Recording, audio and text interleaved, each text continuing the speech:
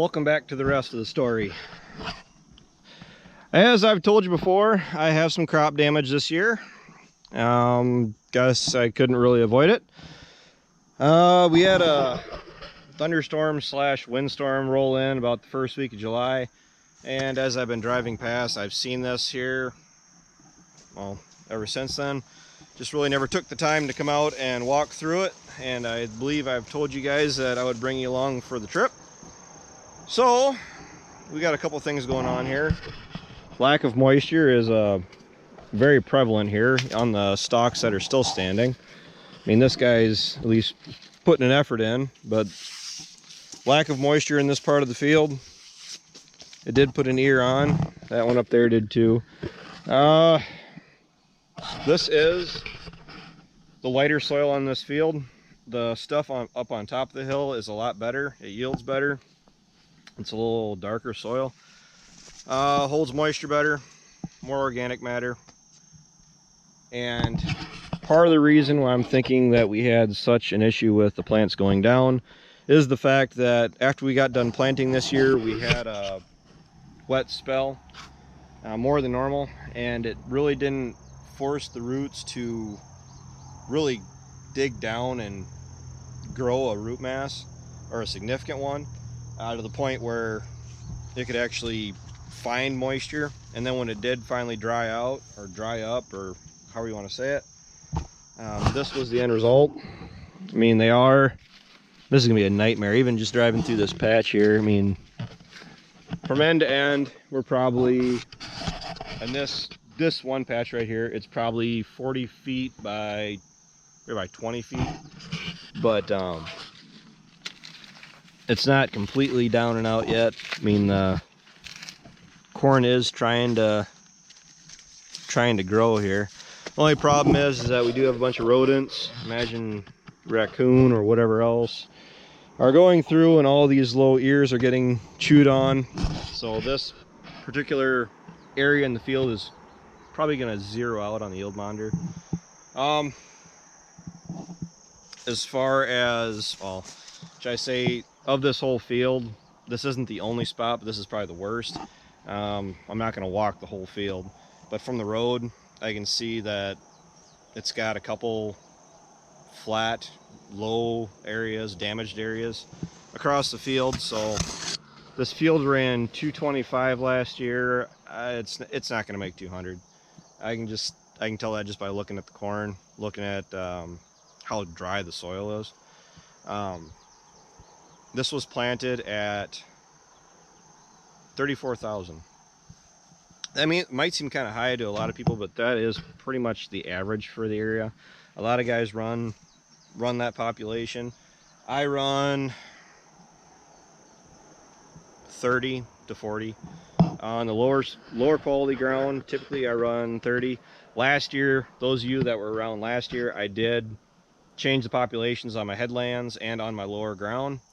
I got pushed for time, and I wasn't quite willing to take the time to get out and adjust the planter every few turns or throughout the day, just because when you're racing rain, and I was more interested in getting the crop in the ground than doing trials.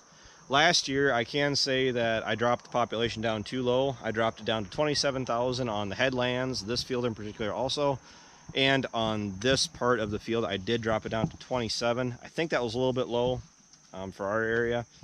30,000, I think, would be a pretty good floor for that.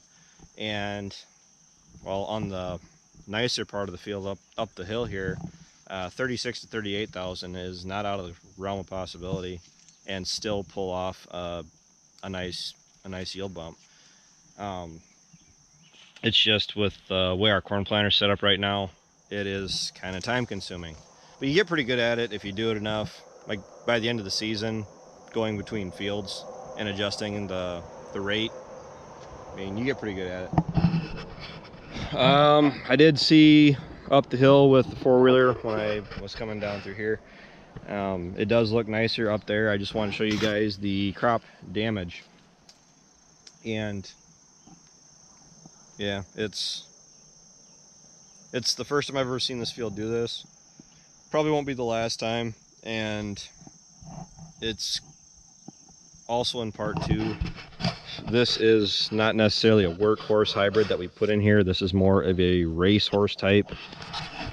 I had the planter filled up with seed, and instead of going the original route that I was going to start planting, late night, early morning, whatever you want to contribute it to, I planted this field before I planted the other field, and the other field had the higher rate seed in it, so, or the racehorse type corn seed in it. So this field got some seed that maybe it really shouldn't have had. That wasn't really appropriate for this field, or really didn't give it much of a chance unless the weather conditions were perfect for it to really take off and run. So the other field, the ground is nicer, even with the few acres of the workhorse hybrid, because I end up planting some of it over there. Does look nice. So I mean, even on good conditions, a workhorse hybrid, I mean, I'm really not thinking I'm going to see much of a yield loss over there. So might take a little bit to make up for the loss of yield through here. So I imagine by fall we got another 2 months before we even can begin to look forward to harvesting this. I'm expecting the rest of this, at least this clearing through here, to be pretty well flat. I mean, the stalk strength just doesn't look like it's there. The stalks are firing up from the bottom up because we haven't had any measurable amount of rain in probably 2.5 weeks. And you can see that from the bottom up, it's starting to burn. And you can see also that these plants are showing some disease issues. I think that plays into the fact that I planted a hybrid here that I probably shouldn't have. So at least it's on a few acres and not all the acres.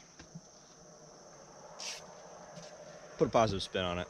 So, all right, this is the damage that I was mentioning about earlier. So, oh well, it could be worse. So until next time, take care, take it easy, keep in touch. I'll talk to you guys later.